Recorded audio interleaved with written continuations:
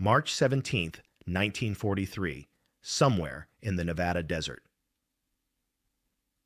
The hospital train crawls to a stop for the fourth time in 6 hours. Inside Car 47, 2,000 wounded soldiers from North Africa wait for food that will never arrive. The portable field kitchens at each station are overwhelmed. Men who survived Kasserine Pass are now going 18 hours between meals. Major William Thompson walks the length of the train, counting empty stomachs. The statistics are damning. Across the American rail network, the Army is moving 43,000 troops daily on hospital and troop trains. Standard procedure requires trains to stop every 6 hours for 30-minute meal breaks at designated station kitchens. But those kitchens are collapsing under impossible demand. The average wait time has ballooned to 2 hours. Trains are arriving at embarkation ports 6 to 8 hours behind schedule. In the past month alone, 3 transport ships have missed their convoy departure windows because their troop trains arrived too late for processing. The mathematics are brutal. Each delayed ship represents 1,500 combat-ready soldiers not reaching the European theater. Each hour, a hospital train sits idle. Is another hour wounded men go without hot food, without the calories their bodies desperately need to heal. Medical officers are reporting that malnutrition is slowing recovery times by an average of 4 days per patient. Thompson does the calculation in his head. At current rates, the military is losing the equivalent of 60,000 man-days of combat effectiveness every single month, simply because they cannot figure out how to feed soldiers on moving trains. The War Department has tried everything. They have increased kitchen staff at stations. They have built new facilities along major routes. They have experimented with prepackaged cold rations. Nothing works. The bottleneck is fundamental. You cannot feed 10,000 men per day through fixed-point kitchens when those men are constantly in motion. What Major Thompson doesn't know, as he watches another group of wounded soldiers receive stale sandwiches and cold coffee, is that 2,000 miles away in Chicago, a 42-year-old railroad cook with an 8th-grade education is about to solve a problem that has stumped the Army's best logistical minds. His name is James Harvey Reed, and he is about to break every regulation in the Military Railroad Handbook. The challenge of feeding troops in motion has plagued armies since the invention of the railroad. During the Civil War, Union hospital trains relied entirely on station stops. Wounded soldiers often went days without hot meals during long journeys from battlefield to hospital. The problem persisted through World War I, when the American Expeditionary Force struggled to maintain any feeding schedule for troops crossing France by rail. One 1918 report documented soldiers arriving at the Western Front after 4-day train journeys having eaten only twice. By 1942, the United States military is moving more personnel by rail than any organization in human history. The numbers are staggering. Every day, the Army operates 712 special troop movements and 89 hospital trains across the continental United States. That represents 1.2 million soldiers per month being transported by rail. Each one needs to eat 3 hot meals per day. The War Department's solution seems logical. Establish feeding stations every 150 miles along major routes. Build massive kitchens at these stations capable of feeding 2,000 men in 30 minutes. Stock them with civilian staff and military cooks. The plan looks perfect on paper. In practice, it is a catastrophic failure. The fundamental problem is synchronization. A troop train carrying 2,000 soldiers arrives at Fort Riley, Kansas at 14:30, expecting to feed everyone by 15 Sal. But another train arrived at 14:15 and another at 14 Sal. The kitchen, designed for 2,000 meals per hour, is now facing 6,000 hungry soldiers with more trains approaching. The backup cascades. By evening, trains are waiting 3 hours for meal service. The entire rail schedule along that corridor collapses. The Army tries increasing kitchen capacity. They double staff at major stations. they add more equipment. But this creates new problems. The larger kitchens require more supplies, more coordination, more management, and they are still fixed points trying to serve a fluid, unpredictable stream of trains that never quite arrive on schedule. Engineers propose pre-cooked rations. The Quartermaster Corps develops Type K meals, pre-packaged food that can be eaten cold. Troops hate them. Medical officers report that cold rations do not provide adequate nutrition for wounded soldiers. Morale plummets. Soldiers begin calling the K rations Hitler's secret weapon. By early 1943, the situation has become a strategic liability. General Brehon Somervell, commanding general of Army Service Forces, receives a memo from the Surgeon General's office. Hospital trains are taking so long to transport wounded from ports to inland hospitals that recovery times are increasing by an average of 1 week per patient. The delay is costing the Army the equivalent of an entire division's worth of manpower every month. The expert consensus is unanimous. There is no solution. The laws of physics and logistics are immutable. You cannot cook food on a moving train. The motion makes it impossible to maintain fires safely. The vibration prevents proper food preparation. The confined space makes it impossible to store adequate supplies. Every military engineer who has examined the problem reaches the same conclusion. Hot meals require stationary kitchens. Moving trains require stopping. There is no alternative. The stakes could not be higher. As American forces prepare for the invasion of Italy and the eventual assault on Fortress Europe, the ability to rapidly move and feed troops across the continental United States is becoming critical to the entire war effort. Ships are waiting at ports. Soldiers are going hungry. And the United States military, with all its resources and expertise, cannot solve a problem as basic as feeding men on trains. James Harvey Reed has no engineering degree, no military training, and no business proposing solutions to the United States Army. What he has is 31 years of experience cooking on moving trains. Reed was born in 1901 in a small town outside Chicago. His father worked for the Chicago, Burlington, and Quincy Railroad as a porter. Young James dropped out of school after 8th grade to help support his family, taking a job as a dishwasher in the railroad's commissary department. By age 19, he was working as an assistant cook on passenger dining cars. By 30, he was head cook on the California Zephyr, one of the most prestigious passenger routes in America. For 3 decades, Reed has mastered the art of preparing meals in motion. He knows how to brace pots against vibration. He understands which types of stoves can be safely operated on a moving train. He has developed techniques for preparing food in cramped quarters, while the car sways and lurches beneath him. Every day, he feeds 200 passengers 3-course meals that rival fine restaurants, all while traveling at 70 miles per hour. In February 1943, the railroad assigns Reed to work on a military hospital train running from San Francisco to Chicago. It is his first exposure to the military's feeding crisis.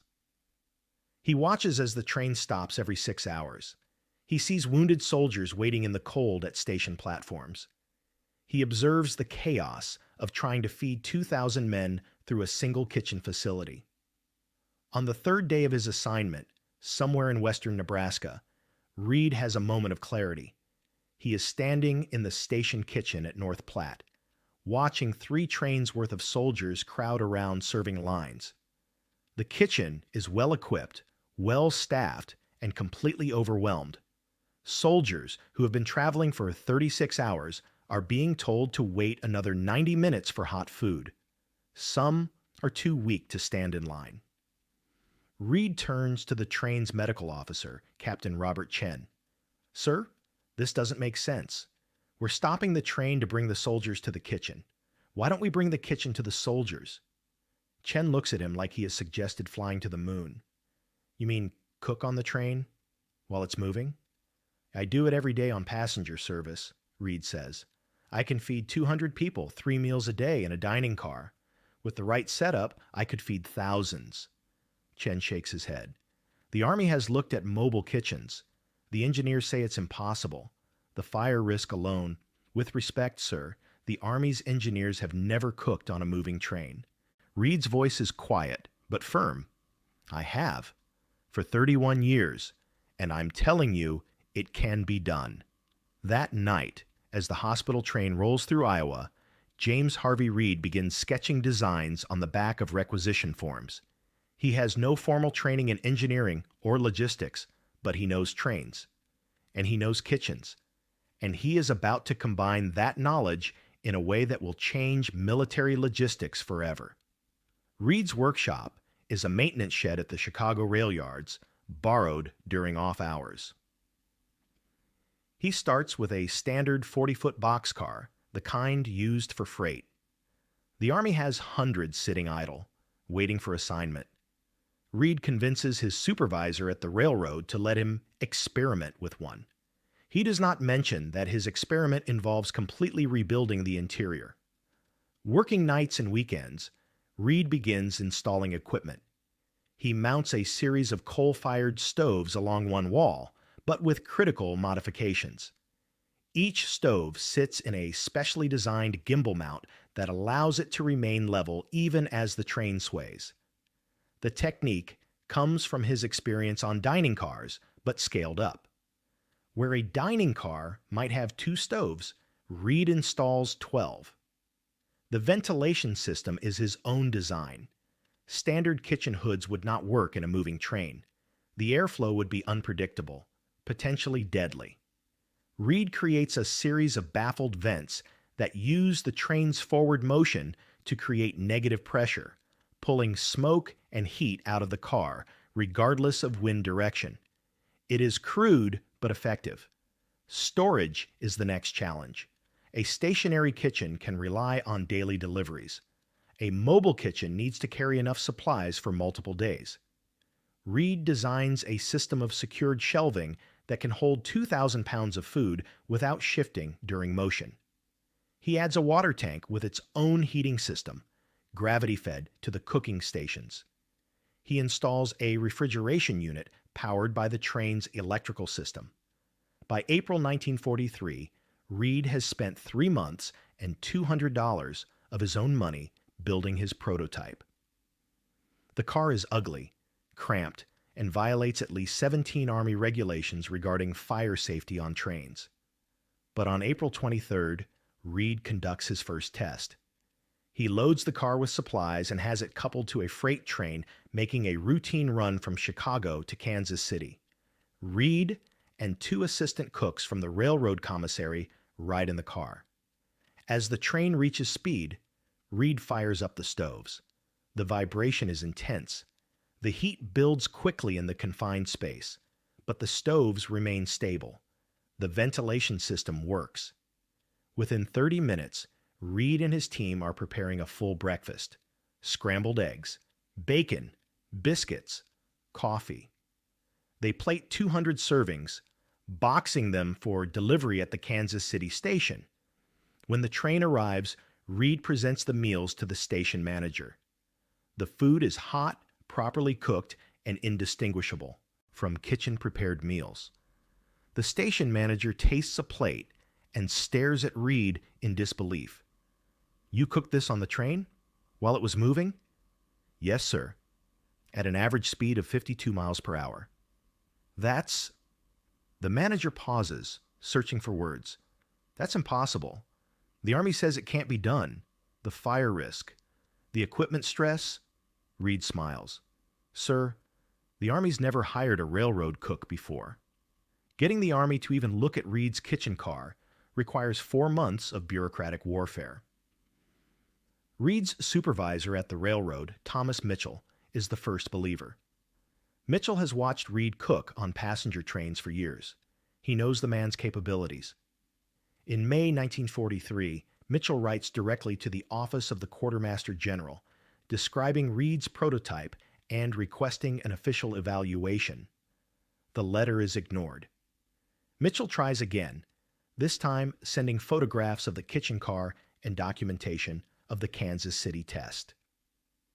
He receives a form letter response thanking him for his interest in military logistics and explaining that the Army has already explored mobile kitchen concepts and determined them to be unfeasible. What Mitchell does not know is that his letters are being filed away by junior officers who never show them to anyone with decision-making authority.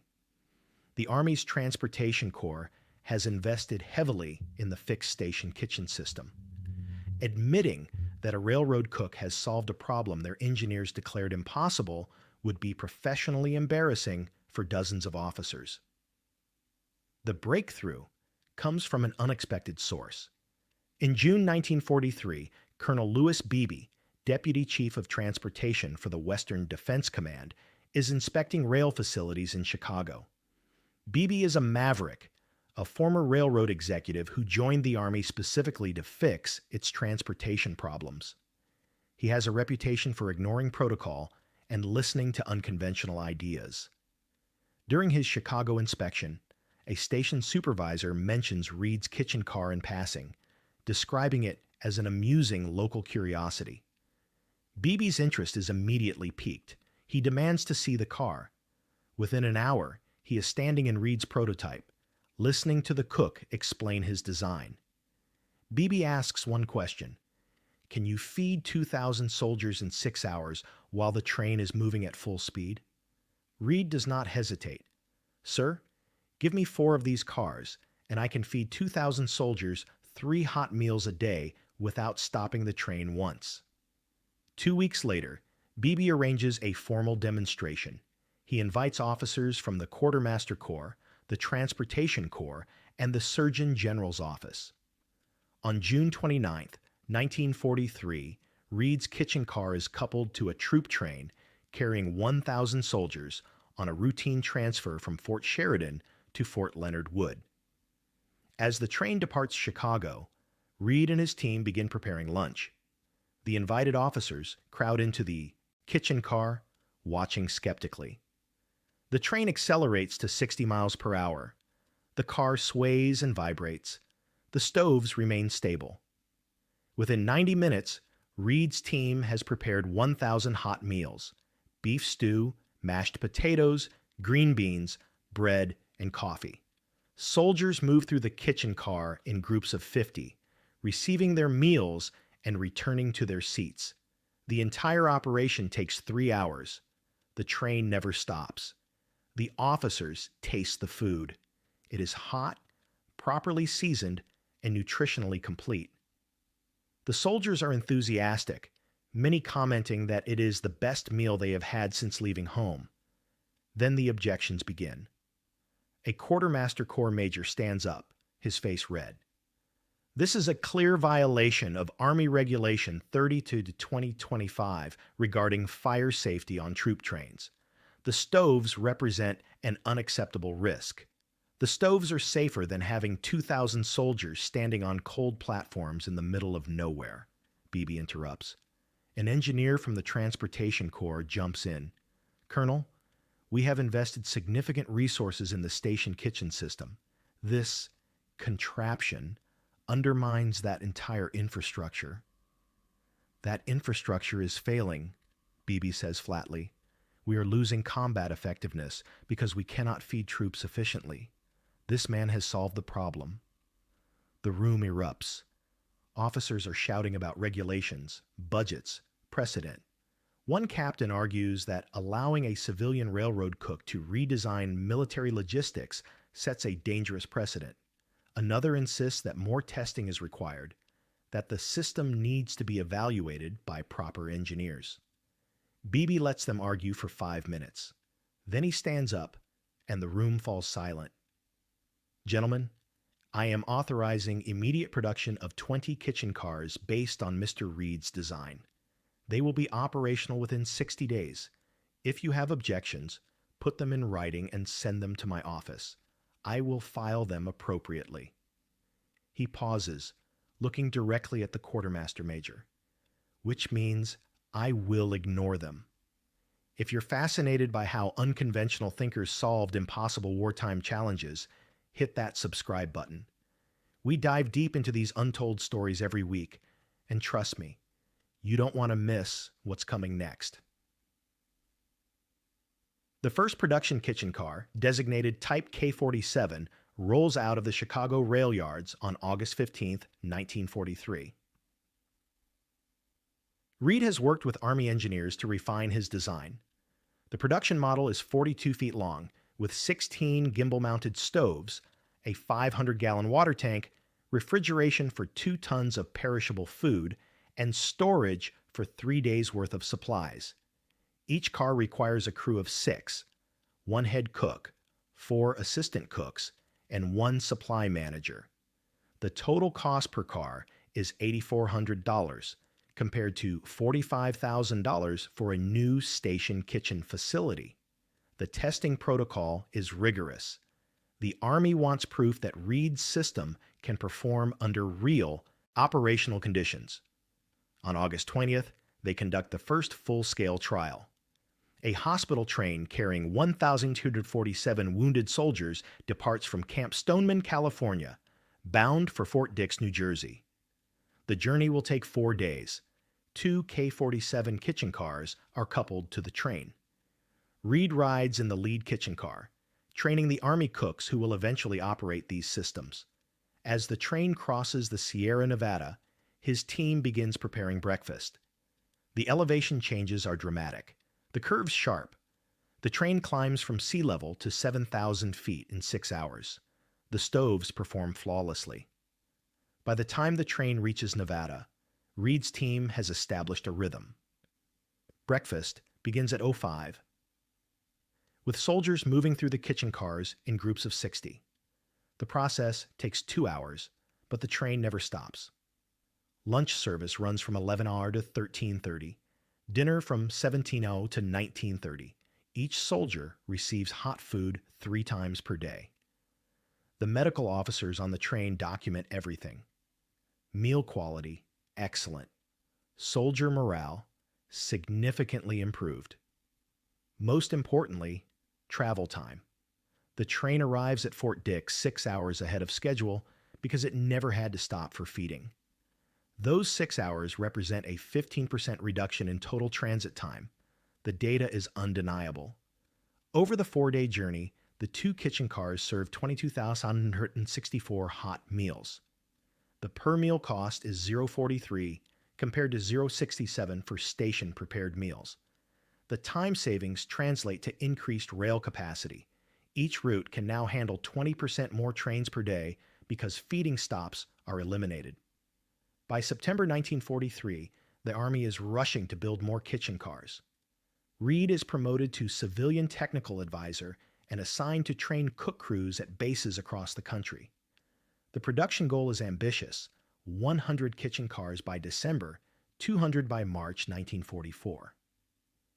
The real test comes in November 1943, when the Army begins using kitchen cars on troop trains heading to East Coast embarkation ports. These trains carry combat-ready soldiers being shipped to England for the upcoming invasion of Europe.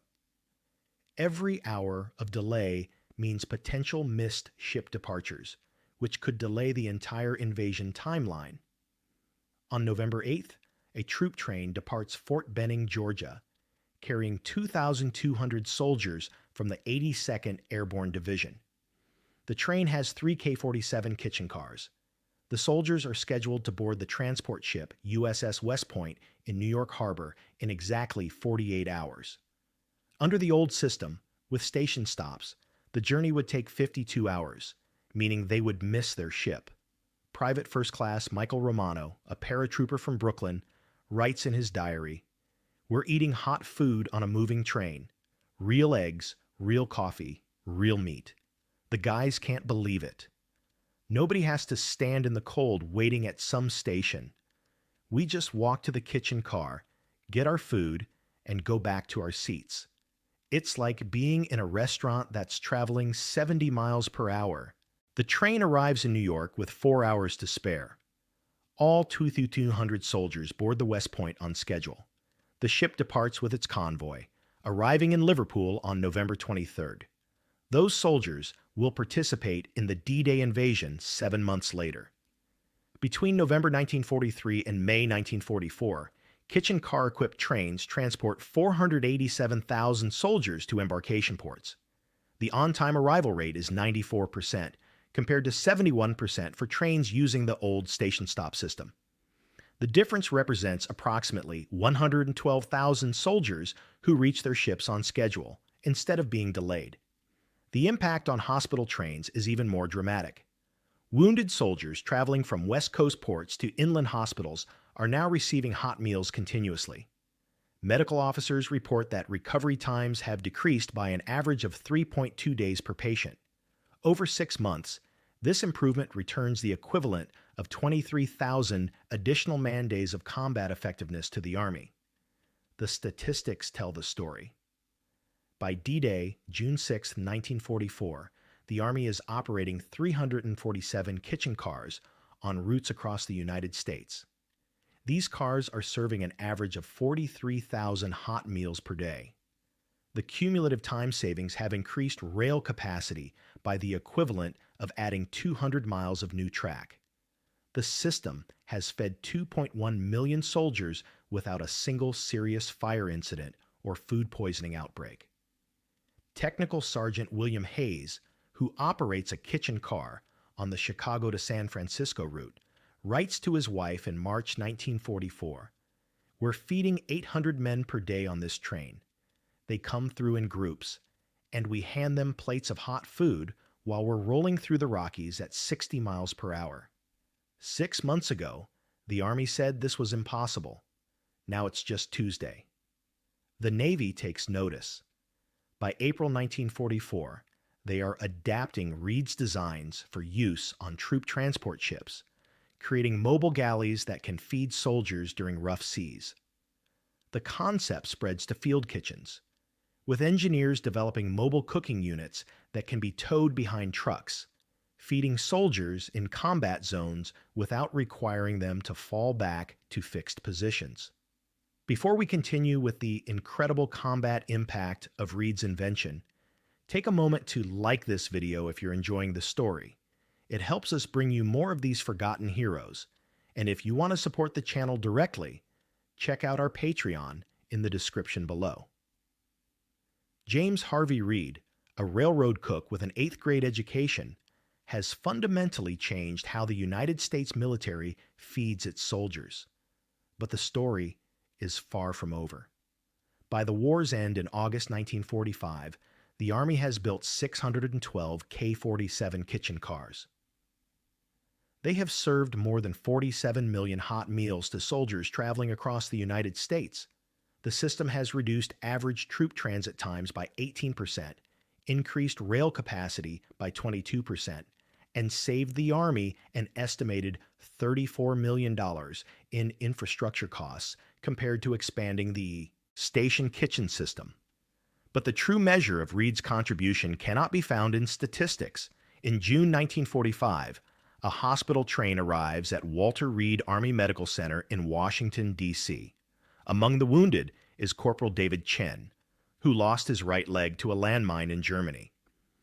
As Chen is being transferred to the hospital, he asks to speak to the kitchen car crew. When they arrive at his bedside, Chen hands them a letter. "I want you to give this to whoever designed these kitchen cars," he says. "I spent 3 weeks on hospital trains getting home. Every day, 3 hot meals, real food. It gave me something to look forward to, something normal in the middle of all the pain.